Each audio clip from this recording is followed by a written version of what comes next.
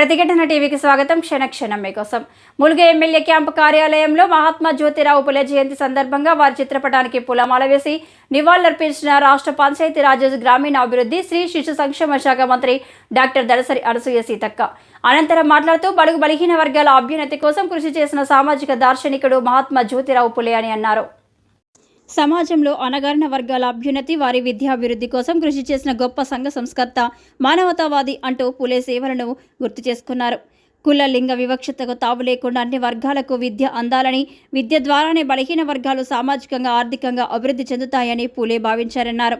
అంటరానితనం, బాల్య వివాహాలకు వ్యతిరేకంగా పోరాడిన గొప్ప వ్యక్తి పూలే అన్నారు. మహిళలు చదువుకుంటేనే అసమానతలు తొలగిపోతాయని భావించి మొదట తన భార్య సావిత్రిబాయిని విద్యావంతురాలని చేసిన గొప్ప ఆచరణవాది అని కొనియాడారు. సమాజ పునర్నిర్మాణానికి పూలే చేసిన కృషి చిరస్మరణీయమన్నారు.